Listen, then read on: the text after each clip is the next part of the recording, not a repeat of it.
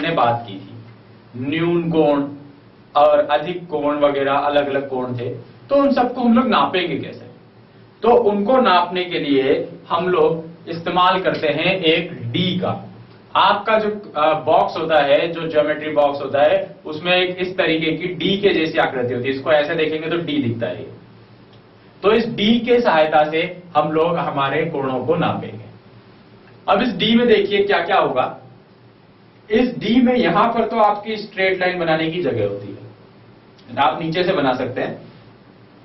फिर एक इस जगह पर एक बिंदु होता है, सेंटर वाला बिंदु, इसी जगह पर। तो वो बिंदु जो होता है वो होता है कि आपको किस बिंदु से कोण बनाना है। अभी हम देखेंगे बना के, तब बात कर लेंगे। यहां पर आपके पास कोणों का माप लिखा हुआ होता है। देखिए 0 डिग्री का कोण, 10 डिग्री का कोण, 20, 30, 40, 50, 60, 70, 80, 90, ये समकोण एकदम ऊपर समकोण हो गए। फिर 90 के बाद 100, 110, 20, 30, 40, 50, 60, 70, 80, 180, ये पूरी स्ट्रेट लाइन हो गई, यानी कि स्ट्रेट एंगल यानी रिजु कोण। तो अब हम कोणों को नापते कैसे हैं वो देखते हैं।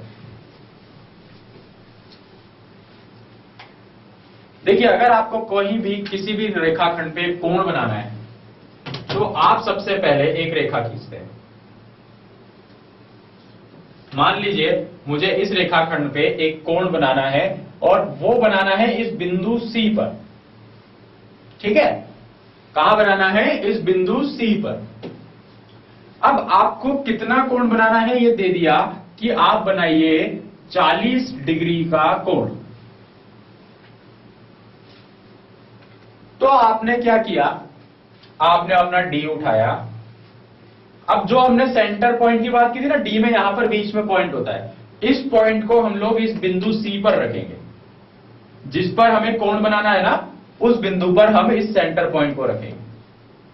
और फिर यहां से देखते हुए 40 का दिख रहा है, 10, 20, 30, ये रहा 40, तो 40 पर ऐसे बिंदु लगा देंगे, इसको डी को भूल जाएंगे। अब क्या करेंगे कि जो बिंदु हमने लगाया उस बिंदु को हमारे सी से मिला देंगे। बस इतना सा काम किया और ये कोण जो है 40 डिग्री का कोण बन गया। इतना आसान है। बस आपको बी का सेंटर पॉइंट यहां रखना है, जो भी कहे 40, 50, 60 आप वहां पे बिंदु लगा दो और फिर इस बिंदु को मिला दो। देखिए और बनाते हैं।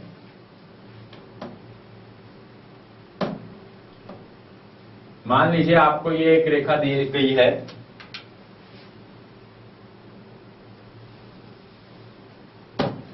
इस पर आपको यहां पर ये बिंदु दे दिया गया P। आपसे कहा कि इस P पर 90 डिग्री का कोण बनाओ, यानी कि एक समकोण बनाओ।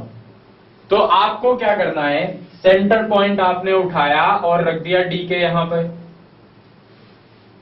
फिर आपने देखा कहां 90 डिग्री, बिल्कुल ऊपर आपको 90 डिग्री दिखाई दे रहा है, ये रहा 90 डिग्री। ये हमेशा आप स्ट्रेट रखेंगे। देखिए कि ये जो सेंटर पॉइंट इस तरीके से होना चाहिए कि डी की जो नीचे की रेखा होती है वो इस रेखा के साथ साथ जाए। फिर ये 90 डिग्री पर आपने बिंदु लगा दिया, तो आप P को और इस बिंदु को मिला दो। ये आपके पास बन गया 90 डिग्री का कोण।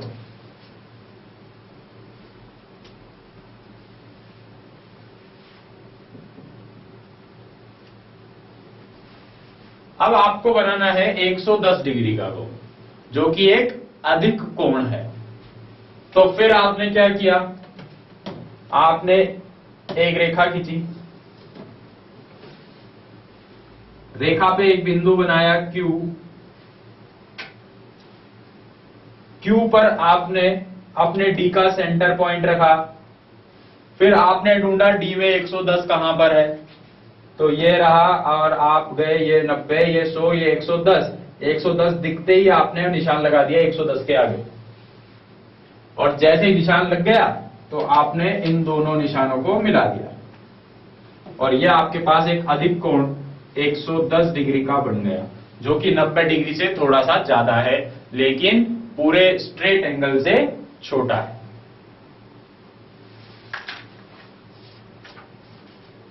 तो इस तरह से आप कोणों को बना सकते हैं।